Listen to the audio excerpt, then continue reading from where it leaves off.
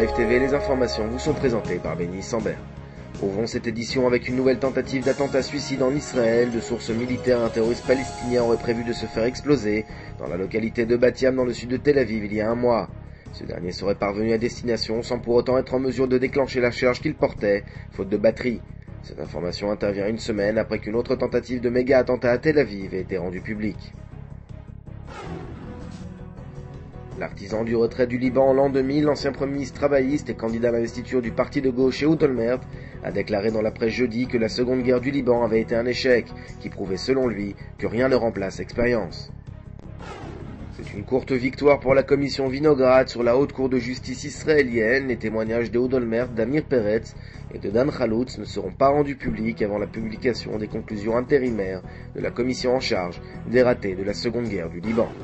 Le roi Abdallah II de Jordanie recevait jeudi une délégation israélienne de parlementaires, conduite par la présidente par intérim Dalia Itzik.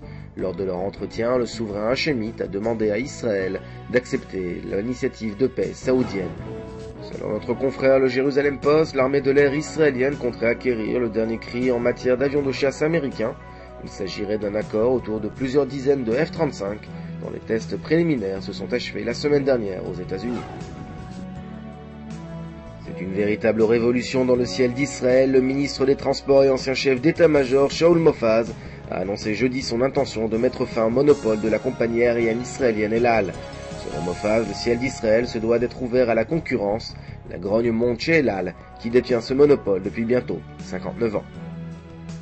Votre programme télé sur InfoLive TV, c'est un document exceptionnel sur le Hamas qui fait de la publicité pour ses actions terroristes sur Internet. Et puis comme chaque semaine, retrouvez votre magazine, Une semaine en Israël, le résumé en images de l'actualité hebdomadaire. Bon week-end sur InfoLive TV.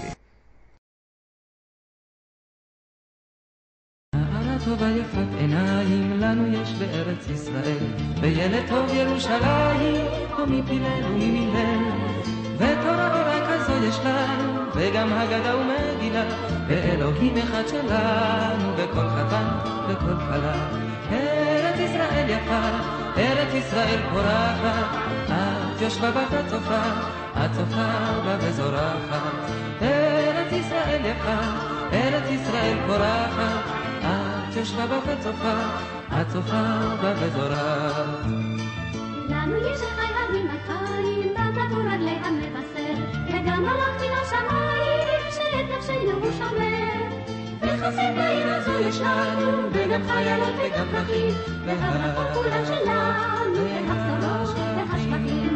ארץ ישראל יפה, ארץ ישראל פורחת, את יושבה בה וצופה, את צופה בה וזורחת.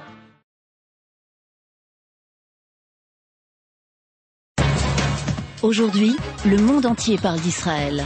Mais qui parle d'Israël au monde entier, en temps réel, en 4 langues et en direct de Jérusalem? InfoLive.tv, la première chaîne de télévision internationale israélienne. 24 heures sur 24, 7 jours sur 7, suivez de l'intérieur l'actualité d'Israël et du Moyen-Orient. Des reportages, des interviews, un grand journal et des flash infos en images dès que l'actualité l'exige. InfoLive.tv, votre regard direct et vrai sur l'actualité d'Israël. Retrouvez InfoLive sur internet www.infolive.tv.